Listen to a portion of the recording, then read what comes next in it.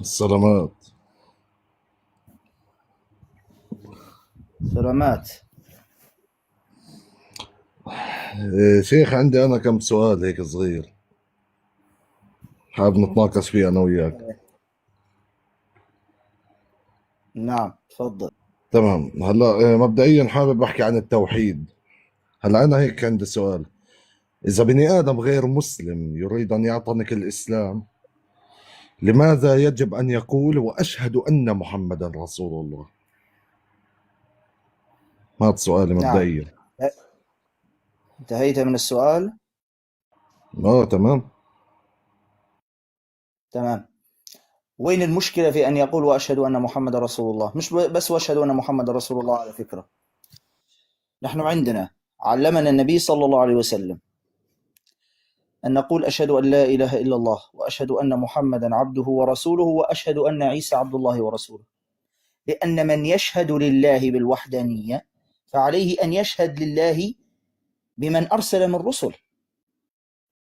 أنت لما تشهد لله بالوحدانية خلاص، هذه انتهينا منها.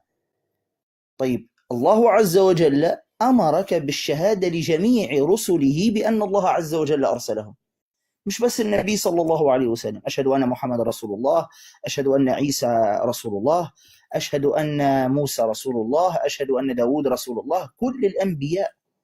أين الإشكال في ذلك؟ ها؟ لا، أنا ما عنديش إشكال. أنا عندي هون مه. إنه غير المسلم، تمام، انا مش قاصد أيوه. مسيحي، ملحد، بوذي، سيخي، هندوزي، اي بني ادم، تمام، سيبك انساك، مه. مش من المسيحيه، لازم بلا ما يحكي واشهد ان محمد رسول الله لا يعد داخل الاسلام. يعني لا اله طبعا، الا ليش؟ الله لوحده تنهي عن دخوله للاسلام. طيب، لماذا؟ لأن هو واحد من الاثنين: يا إما أن يشهد للأنبياء بالرسالة، يا إما أن لا يشهد بهم. أو يا إما أن يشهد لهم بالرسالة، يا إما أن لا يشهد لهم بالرسالة. صح ولا لا؟ هي واحد من الاثنين. صح؟ تمام. تمام. أيهما الصحيح، أن نشهد للأنبياء بالرسالة أم لا نشهد لهم بالرسالة؟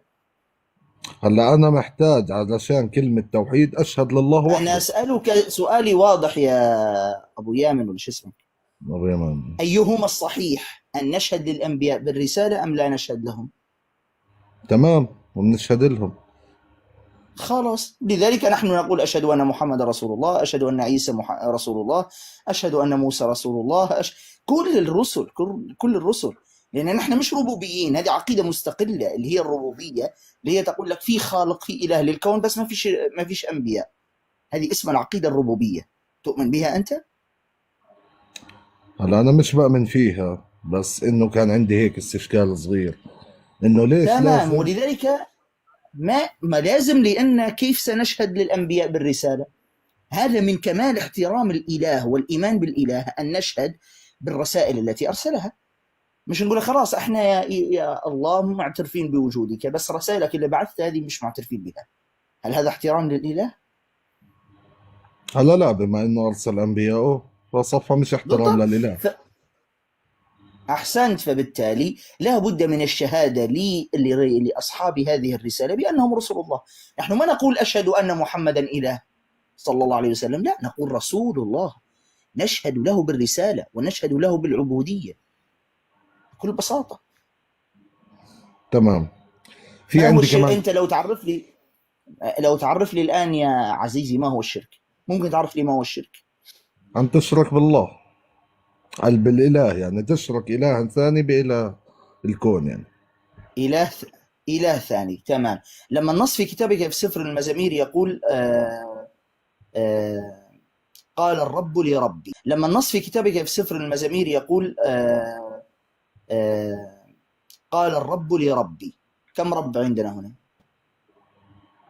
هلا هذه بالمعنى النصي اثنين، بس هي مش معنى نصي وانما معنى مجازي. طيب، جميل. إذا أنت أول شيء هو المعنى الحقيقي أن هي اثنين. هلا قال بالنص الرب الحرفي. لربي، هذا نص في. تمام، هذا نص في كتابك. طيب، عندك في قانون الإيمان كذلك ماذا يقول؟ يقول نور من نور، إله حق من إله حق. إله وهو لا من إله. إله. قانون الإيمان هكذا يقول عندك. كم إله عندنا إذن؟ تمام. أنا برجع بحكي لك بالمجال النصي والحرفي تنحكى هيك، بس إحنا عندنا قانون الإيمان ليس كذلك. هو مش قانون نصي حرفي. ممكن، تمام، هل ممكن أن تشرح لي ما معنى إله حق من إله حق في قانون الإيمان عندك؟ كم إله عندنا هكذا؟ هلا أنا أحكي إنه أنا عندي الكفاءة إني أشرح لك؟ لا، أنا دائما برجع لتفسير الآباء اللي هم عندهم علم أكبر مني، فما بستند على قولي حلو، أنا تمام. شخصيا. ولو فتحنا، أنت ما هي كنيستك أنت؟ كاثوليكي. كاثوليكي. طيب لو فتحنا كلام الآباء الكنيسة وجدناهم يعترفون بالشرك، ماذا تفعل؟ واخدين. أبشر يلا ها. طيب هذا العلامة أوريغانوس من أشهر آباء الكنيسة، له كتاب اسمه ضد كالاسوس. تمام. العلامة أوريغانوس، الكتاب السادس والسابع والثامن ودراسة عامة في الكتب الثمانية. ماذا يقول في صفحة 85 و 86؟ شوف ماذا يقول. يقول أن يعمل الله الأول على الإله الثاني. أوريغانوس من أكبر علماء النصرانية يقول لك أن يعمل الله الأول على الإله الثاني. هل يوجد أوضح من ذلك؟ لا أعطينا نقرأ النص كامل عشان نفهم. يلا أنت هو النص أمامك. يلا التقط له سكرين شوت لنا، مش حنقعد ماسك لك التليفون طول الوقت. أنا هي التقط له سكرين شوت اقرأ. تمام. أنا بدي ما أمسك رأيك هذا أفسر المرجع. لنا؟ يلا. لا أنا بدي أمسك هذا المرجع وأبحث فيه وأعرف مين هو أصلا هذا، وهذا الأساس أنا بقدر أحكم. أنا على فكرة غريب جدا أنك أنت ما تعرف أوريغانوس ترى. لا أنا مش عالم أعرف أدور ورا هاي المواضيع يعني، بس راح محتاج أعرف عالم. عنه. أوريغانوس معروف، يعني أوريغانوس معروف. لا صراحة أنا يعني كثير يعني بقرأ في الدين وبدور، بس ما بعرف. رغم إني بقرأ ما بعرف. طيب تمام، ابحث عنه جيدا. اسمه العلامة أوريغانوس. تمام. هو لا قال طائفة. بالصريح العبارة، قال بصريح العبارة هكذا: الله الأول يعمل على الإله الثاني. تمام. في يا شيخ قبل فترة طلعت عندك صبية تسألك عن إذا كان اليهود غير مؤمنين بالمسيح، صح؟ صعدت عندي فتاة، ماذا تقول؟ ما سمعت، قطع. تحكي لك إذا كان اليهود غير مؤمنين بالمسيح، فكيف في القرآن يقول إنما قتلنا المسيح لا قتل إنما قتلنا المسيح ابن مريم، ولا صلبنا المسيح ابن مريم، بهذا المبدأ. وقولهم أن قتلنا المسيح عيسى بن مريم رسول الله وما قتلوه بالضبط. وما صلبوه. 100%. هلا لما انت بدك تيجي تحكي على القرآن ما بتقدر تحكي مجازي ولا بأي نوع، صح؟ حسب ما انا بعرف، حسب ما بالعكس، فهمت. القرآن الذي ممكن أن نقول في ذلك هو القرآن، لأن القرآن الكريم هو الذي كتب باللغة العربية، واللغة العربية هي التي فيها المجاز. ممكن أن نقول في ذلك هو القرآن، لأن القرآن الكريم هو الذي كتب باللغة العربية، واللغة العربية هي التي فيها المجاز. بينما حلو. كتابك كتب بالعبري واليوناني.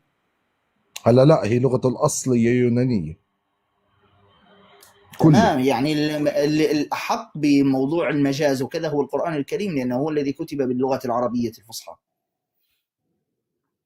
على كل حال، ما هو السؤال؟ يا شيخ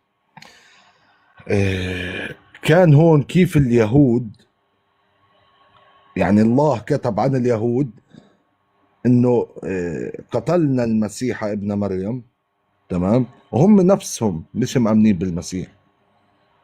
هم اليهود نفسهم بينكروا انه هذا المسيح، لو انهم هم اليهود مأمنين انه هذا هو المسيح الحي ما صلبوه اصلا. وأين قالت الآية أنهم مؤمنون بأنه هو المسيح؟ أين قالت ذلك الآية؟ لا. لما بتنزل الآية من الله بالقرآن يعني، فبحكي لك إنما قتلنا المسيح ابن مريم، هذا دلالة على إنه اليهود هون الله بيحكي على قول اليهود. طيب تمام، خليني أضرب لك مثال. تمام. أضرب لك مثالا. أنا ناديت صبيا صغيرا، قلت له يا بني اذهب إلى أبيك وقل له، قال لك زين نريد أن نرشم رشم اليوم. كويس. فذهب هذا الصبي إلى أبيه وقال له يا أبي الشيخ زين يقول لك نريد أن نرشم رشمة اليوم. تمام. هنا من الذي قالها كلمة الشيخ زين؟ أنا ولا الناقل؟ انت اللي رحت تحكي نريد. ايه بس كلمة الشيخ زين من الذي قالها، أنا ولا الناقل؟ ناقل كلامي. الناقل. الناقل. الناقل. كذلك الله عز وجل حين قال المسيح لها أنا ولا الناقل؟ ناقل كلامي. الناقل. الناقل. الناقل. كذلك الله عز وجل حين قال المسيح عيسى ابن مريم الناقل، وهو الذي نقلها بالوحي، الله سبحانه وتعالى هو الذي قال هذه الكلمة. حلو، بس هنا في دليل او اثبات صغير يحكي لك انه الله بيأكد انه اليهود لم يكونوا مؤمنين بالمسيح. لأن بكل بساطة لو كانوا مؤمنين به هو المسيح لماذا يقتلونه؟ تمام. بس هنا بهذا النص الآية واضحة أصلا. يعني الآية تقول لك أنهم هم قالوا قتلنا المسيح، هل سيقتلونه وهم يعتقدون به أنه المسيح؟ يعني عقلنا كده. لا، هلا هم قالوا هيك، يعني اليهود اللي احكوا هيك يا مش ابني الله. ما أنا قلت لك الله عز وجل نقل هذا القول، الله تبارك وتعالى هو الذي نقل هذا القول، كلمة المسيح قالها الله عز وجل. قلت لك الله عز وجل نقل هذا القول، الله تبارك وتعالى هو الذي نقل هذا القول، كلمة المسيح قالها الله عز وجل. الله الذي قال ذلك هو الله سبحانه وتعالى. وكلمة المسيح اللي قالها هو الله. أما قتلنا اللي قالوها هم. لسانه شخصيا. ما أنا مثل ما ذكرت لك الآن، لما أنا أبعث صبي صغير وأقول له قل لأبيك قال لك زين جهز نفسك اليوم عندنا، قال لك زين جهز نفسك اليوم عندنا عندنا رشمة. تمام. فيذهب هذا الصبي إلى أبيه ويقول له يا أبي قال لك الشيخ زين، لست أنا من قلت له الشيخ. الصوت علي يا شيخ الناقل بقطع وبتأخر عندك، هاي حتى الشباب شايفين يعني. دقيقة. ضربت لك مثالا، قلت لك مثلا أنا أرسلت صبيا صغيرا، قلت له يا ولدي اذهب إلى أبيك وقل له جهز، قال لك زين، ركز، قال لك زين جهز نفسك اليوم عندنا رشمة، نريد نرشم، عندنا وليمة. تمام. فذهب هذا الصبي الصغير إلى أبيه وقال له قال لك الشيخ زين، شوف، قال لك الشيخ زين جهز نفسك عندنا رشمة اليوم. كلمة الشيخ زين من الذي قالها؟ الناقل، ولست أنا من قلتها. ولله المثل الأعلى. الآية لما قالت المسيح وقالت رسول الله، ليسوا اليهود من قالوا ذلك، إنما الله عز وجل الذي نقل هذا الكلام بالوحي هو الذي قال ذلك. لأنه أصلا يعني كيف الله عز وجل ينقل لنا أنهم قالوا عن المسيح أنه المسيح أو أنه رسول الله، تمام، وهم أصلا لا يعتقدون به أنه رسول ولا المسيح. وقد يكون المعنى الثاني أيضا، فهمت لي، قد يكون المعنى الثاني أن ممكن يعني حتى لو سلمنا أن اليهود هم الذين قالوا المسيح وقالوا رسول الله على سبيل الإلزام للطرف الثاني وليس على سبيل الإقرار والاعتقاد. يعني ممكن مثلا أنا أقول لك على سبيل الإلزام للطرف الثاني وليس على سبيل الإقرار والاعتقاد. يعني ممكن مثلا أنا أقول لك يسوع المسيح، أو هيا نتناقش في لاهوت يسوع المسيح، مع أني أنا لا أؤمن بيسوع المسيح أنه إله ولا عنده لاهوت، مع ذلك أستخدم هذا المصطلح بحكم أنني أناقشك وأحاورك على سبيل إلزامك به. يعني أنت هون زي اللي بيستدل مثلا على مسيح من إنجيله. هذا لو سلمنا أن اليهود قالوا ذلك، يعني أنا نزلت معك تنزل. طيب ماذا قلت يا أنت؟ شو اسمك؟ أبو يمان. يمان. أبو يمان. طيب يا شيخ، ماذا قلت؟ هلا في ناس كثير، انا بشوف ناس كثير بتطلع تنكر الحديث لما بيجيها حديث مثلا عن صحيح بخاري او مسلم، بتطلع بتنكره رغم انه بيكون سني، بس بيامنش فيه رغم انه الحديث صحيح. ما فيش سني ينكر السنة النبوية. في كثير. وبالمناسبة هؤلاء ليسوا، يا أخي ليسوا سنة، انتبه. الأمر الثاني، هؤلاء ليسوا اسمهم قرآنيين. أنا قرآني. القرآني، هؤلاء ليسوا اسمهم قرآنيين. أنا قرآني. القرآني هو الذي يؤمن بالقرآن والسنة. أما الذي ينكر سنة النبي صلى الله عليه وسلم ليس اسمه قرآني، اسمه نكراني على وزن نصراني. أيوه، اسمه نكراني. أما القرآني هم نحن أهل القرآن، الذي أمرنا، القرآن نفسه هو الذي أمرنا باتباع السنة. حلو. طيب يا شيخ، في عندي حديث قرأته مرة وانصدمت منه، تمام، أو ما فهمتوش عشان أكون صريح. طيب معلش، أنت من بداية الحوار وأنت داخل تسأل وكذا، صح؟ أكيد. وجاوبناك تقريبا. في شيء مثلا. طيب ليش نحن مش من حقنا نسأل مثلا؟ اللي أنت سألت وأنا قلت لك لا لسه. طيب تمام. في نص في سفر حزقيال 16 يقول فرجت رجليك لكل عابر. ما معنى فرجت رجليك كما يقول الوحي عندك؟ هلا لازم نقرأ الإصحاح كامل عشان نعرف النص هذا عايش بالصدر. طيب روح اقرأه، يلا افتح حزقيال 16. يلا.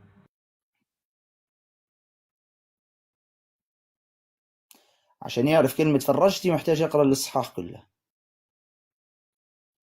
حتى لو قرأت إن شاء الله الكتاب كله مش حتجيب نتيجة إلا نفس المعنى يعني. الله. يلا نشد الهمة يا إخواننا، ومشاركاتكم ودعمكم للبث يصل للآخرين. انت التأخير بتاعك وكأنك انت اللي ماشي تفرج الرجلين بنفسك. هي نص سريع. هي يا حبيبي بدي اشوف تفسيره، بدي افسر لك اياه من عندي، ما هو ثواني. بدك تشوف تفسير فرجت رجليكي؟ طيب شوف لنا تفسير فرجت رجليكي. شيخ عادي، ما انت مرة طلعت برضه شرحت عن كلمة فرج مريم، تمام، انه هي بس مش ما تغيرش الموضوع، ما تغيرش الموضوع، يلا ما تغيرش الموضوع بس، يلا ماشي. ما تغيرش الموضوع، يلا. فرج غير فرجت رجليك لكل عابر، يلا. طيب هلا انا قرأت تفسيرها، بحكي لك. أيوة. لو بدك ترجع للغة العربية، تمام، ايوه. فرجت اللي موجودة هون في لها معنيين. في الأولى بحكي لك بالقاموس معناها المحيط، والنص إيش؟ الثاني بالقاموس. اصبر. ما معنى فرجتي رجليك في القاموس؟ بحكي لك معناها محيط، المحيط. فرجتي رجليك معناها المحيط. ما حسب الشدة ولا فتحة. يا ابو يمان، انت الغباء مسيطر عليك لهذه الدرجه. هو القاموس اسمه قاموس المحيط، رحت انت قرات معنى فرشتي معناها المحيط. هو القاموس اسمه قاموس المحيط يا حمار.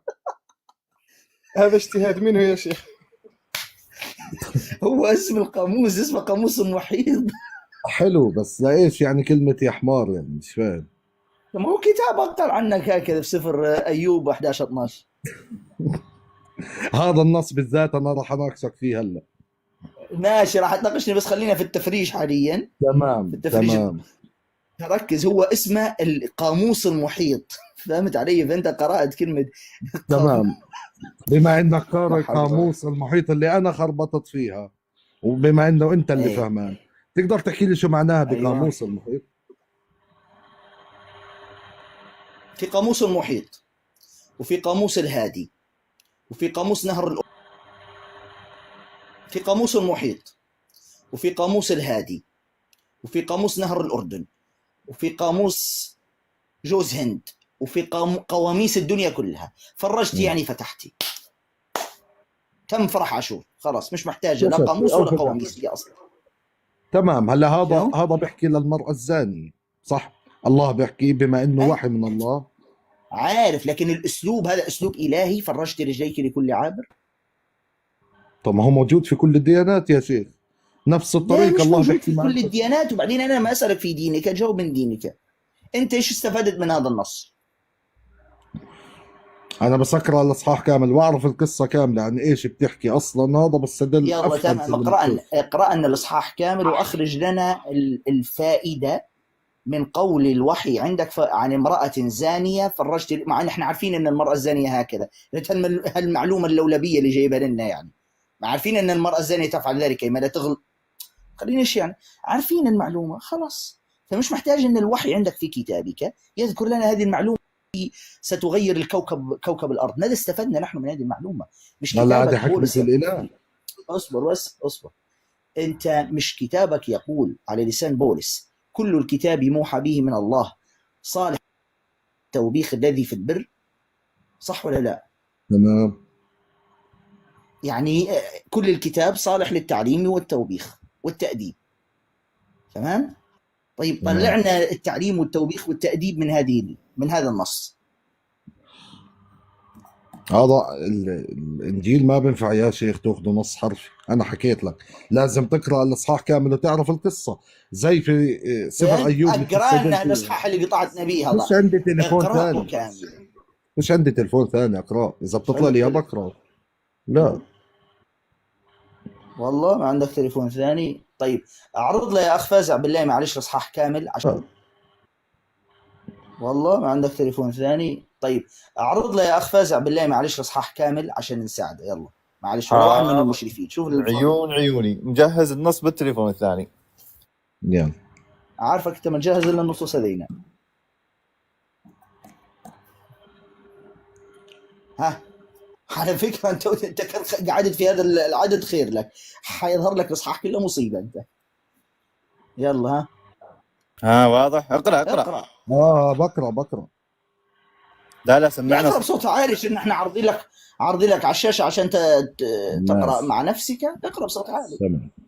وكانت تمام. وكانت الي كلمه الرب قائله: يا ابن ادم، عرف اورشليم برجاستها، يعني بوسختها، وقل: هكذا قال السيد الرب لاورشليم: محرجك ومولدك من ارض كنعان، ابوك اموري وامك حوثيه. لا، اما ميلادك يوم حوثية هذه في اليمن، هذه مكتوب حوثية.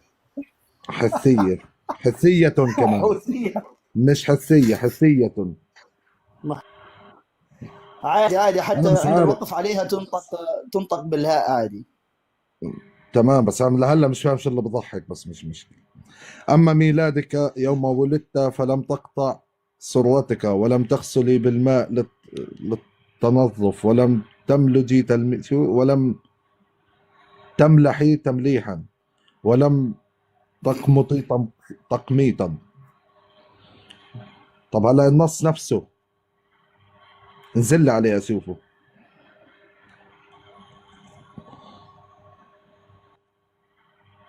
انزل لي عليه اشوفه.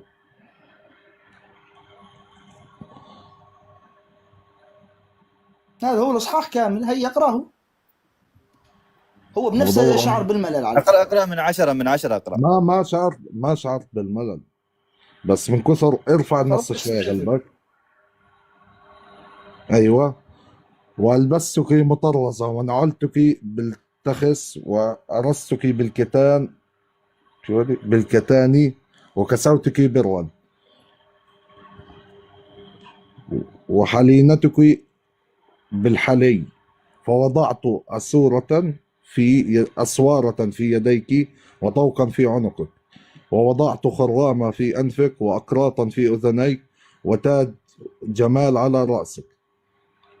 هون نفسها الزاني قاعد بتحكي عن حالها. فتحليتي بالذهب والفضة، ولباسك الكتان شو هذه؟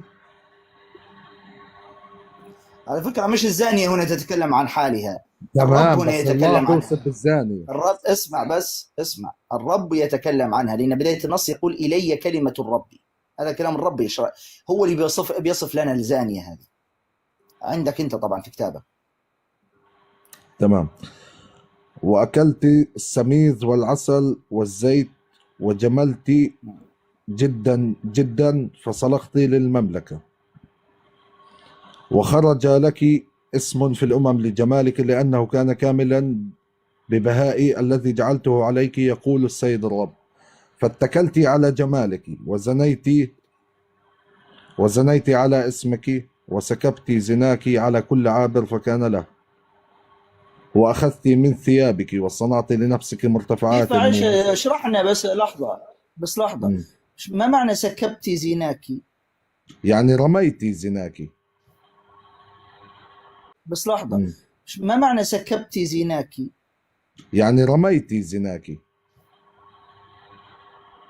السكب هو الرمي، بس السكب السكب يتكلم عن انت شيء سائل. تمام، بس هي هون المقصود فيها انه هي حملت حالها ورمت الزنا اللي داخلها لاي بني ادم موجود، يعني هي اللي فرضت شو حالها هو الزنا اللي في بالزنا عليه. داخلها؟ شو هو الزنا اللي في داخلها اللي سكبته؟ هو الزنا اللي مرأة زانية، شو بده يكون الزنا يعني؟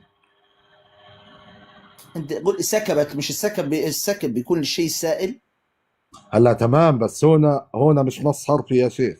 برجع بحكي لك انه يا الله النص يخرب كان. بيت، الله يا ابو يمن، الله يخرب بيت الحرفي والمجازي اللي دركتونا بودة بيه. كلمه ما انت تورط نص معلق على مش الحرف ونص حرفي مش النص يا مجازي. شيخ. انت يا محرك عدي على يا الحرف. راجل انت والحرفي بتاعك. خلص يا حبيبي. سؤالنا كمل واضح، ما معنى سكبتي زناكي؟ انا حكيت انه انا فهمها انه رميتي زناكي، يعني انت زانيه وحملتي زناكي لكل يا عابر. يا يا ابو يامن، الرمي يكون للشيء المادي، اما السكب يكون للشيء السائل، عصير ميه كذا، هكذا هو الذي يقال عنه سكبته. طب يعني هون شو بدك توضح لي؟ يعني هي رمت سائلها هذه على العلاقه، كل هذا عابر؟ كتابك يقول سكبتي زناكي. كيف يعني سكبتي زناكي؟ تمام، اذا انت عندك تفسير غير التفسير اللي انا بحكيه جيب لي. انا ما عنديش تفسير، انا اسالك انت ما وانا هو الشيء جاوبتك. والله كتابك هذا حيدخلنا في فيلم زي ال 18، مش زي ال 18، زي ال 30. كمل احسن. لا يا حبيبي، ما بدخلك حسب فهمك انت للنصوص، تبين عم ايه ندعي. صح، ما طبعا. ايه صح، بسبب فهمنا احنا اللي فهمنا معكوس. النص بريء ما شاء الله، ما فيش في ولا كلمه سيئه. هلا انا لما بفسر لك اياه يا شيخ تطلب مني افسر لك اياه، وانا فسرت. احنا اللي فهمنا معكوس. النص بريء ما شاء الله، ما فيش في ولا كلمه سيئه. هلا انا لما بفسر لك اياه يا شيخ تطلب مني افسر لك اياه، وانا فسرت لك اياه زي ما انا فاهم حتى الله كمسيحي. الله انت يخرب رفضته. بيت. اسمع بس، الله يخرب بيت تفسيرك. ما تفسرش، هذا مش اسمه تفسير، هذا اسمه هبد. حتى الهبد حرام فيه، يقال عنه هبد. هذا تفسير؟ كمل يا شو اسمك، كمل يا ابو يمن. لا، واثق من نفسك انه تفسيره. سلمك والله. طبعا انا موافق، ما علينا. ايه طبعا. المهم كمل طيب. يلا. واخذت ثيابك المطروزه شو وغطيناك بها، ووضعت انت مش امامها. عارف تقراها اصلا. انت يا ابو يمن انت مش عارف تقراها، حتفسرها. تكمل يا رجل. ماشي، هيك انت عارف تقراهم مش مفسر لي اياها. لا بس ماشي. ووضعت امامي زينتي وبخوري وخبز الذي اعطني شو اعطيتك، السميد والزيت والعسل الذي اطعمتك، وضعتها امامها رائحة سرور.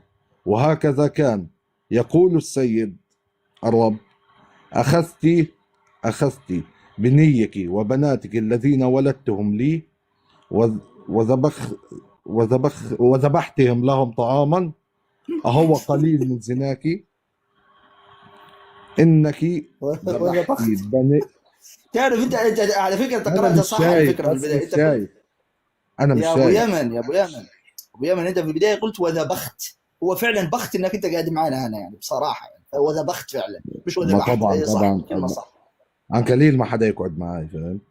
إنك ذبحتي ايه بني وجعلتهم يجوزون في النار لها، وفي كل رجاستك وزناك لم تذكري أيام صباك، إذا كنت غريانة وعارية عريانة لم تذكري أيام صباك، إذا كنت غريانة وعارية عريانة.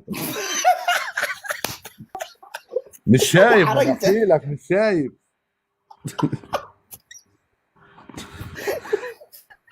وبحكي لك ليش بتستهتر في المسلم لما بيطلع عندك على البث. هذا هو النتيجة، هذه الأسباب. يا شيخ هو حامل فأس، هو حامل فأس وبيشرح وبيقرأ اللغة العربية بالفأس يا شيخ. لا وين هذه قوية.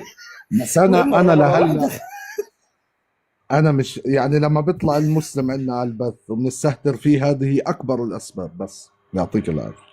يا اخي انت المستهتر بنفسك بقراءتك هذه. عادي. لو المصيبه تعرف البني اين يا آدم ابو يمن. البني آدم أنا مش شايف يا شيخ، وأنا حكيتها يا دوب يا شايف لأنه ماشي البث. تمام يا ماشي يا ابو يمن على فكره، المصيبه ليست هنا، المصيبه لما تخلص قراءه تقول لي شو رايك بتفسيري يا شيخ. انت لو جبنا طالب في الصف الاول ابتدائي يقرا احسن منك ومع ذلك لاني تظهر انا لنا مش انك انت مفسر. شايف، برجع بحكي انا مش شايف، لانه الكلام في عليه هيك غباش كم مبين من عندي. غباش خلاص تمام. يلا خلاص يكفي هذا. يلا تمام. قرأت وانا الاصحاح قلت لك الآن. في تفسيري، وانت 25 المفروض يا شيخ 25 عام واحد. خليه يقرأ. طيب اقرأ يلا اقرأ 25 يلا. نعم. وفي رأس كل طريق بنيت مرتفعتك، ورجست جمالك، وفرشت رجليك لكل عابر، واكثرت زناك. طيب انا مش فاهم وين المشكله بهذا النص. واللي اذا بعد الله لا كمل مع الجيران كمل. وزنيت مع جيرانك بني مضر الغلاظ اللخم بني مصر يا ما شايف اني مش شايف؟ استوعبت اني انا مش شايف؟ الفاضي بتحكي. شايف اني مش شايف؟ استوعبت اني انا مش شايف؟ الفاضي بتحكي على الفاضي. بني مصر الغلاظ اللحم. ايوه قف لي هنا. تمام. ما معنى غلاظ اللحم هنا؟ يعني انجاز. لا مش انجاس، النجس هم انتم المصريون ليسوا انجاس. هذا بس السؤال السؤال ما معنى غلاظ اللحم؟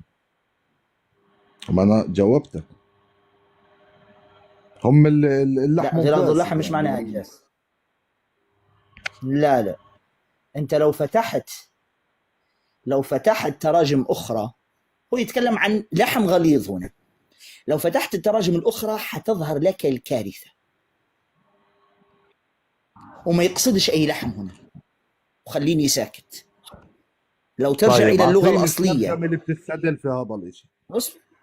اصبر بس. ولو رجعت الى التراجم الاخرى، تحب اعرض لك التراجم الاخرى؟ متاكد؟ اعرض لي اياها. خلاص تمام. طبعا هو في نصين على فكره. في نص في نفس حزقيال لحمهم كلحم الحمير. تمام. دقيقه بس. يلا بس يا اخواننا نرفع البث، الله يبارك فيكم، مشاركاتكم ودعمكم للبث ليصل للاخرين. هلا انا مش فاهم يا شيخ ليش بتكتموني؟ يعني انا طول ما انت بتحكي انا بس بهدى يا بكتم حالي لحالي. تمام بس لان في اصوات جنبك بس. ماشي يا بكتم حالي لحالي. تمام بس لان في اصوات جنبك بس. نفتح ترجمة الكتاب الحياة اللي هي ترجمة تفسيرية تعتبر. شوف ماذا تقول. ترجمة تفسيرية تعتبر. شوف ماذا تقول. نفس اللفظة في حزقيال 23 لحمهم. شوف ماذا وردت كيف جاءت في كتاب الحياة. عورتهم، يعني لما يتكلم عن اللحم هنا يتكلم عن العورة. تمام. شوف هنا في الترجمة الأخرى، هذه الكاثوليكية. لا تعال هنا. أيوة شوفوا يا إخوة، هذه ترجمة الفان دايك صح؟ ماذا تقول؟ الذين لحمهم كلحم الحمير صح؟ الترجمة الحياة تشرح الذين عورتهم كعورة الحمير، يعني المقصود باللحم هنا العورة كما يقول كتاب النصارى اللي هو مفروض وحي. طيب وين العيب في كلمة عورة؟ يعني أنا مش فاهم.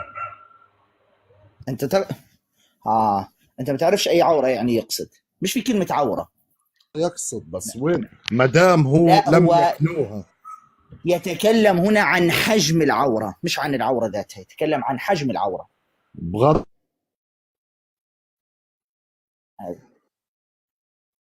وفي أصرح من ذلك؟ خلاص أنت قلتها، أنت بنفسك قلتها، ما فيش أصرح من ذلك.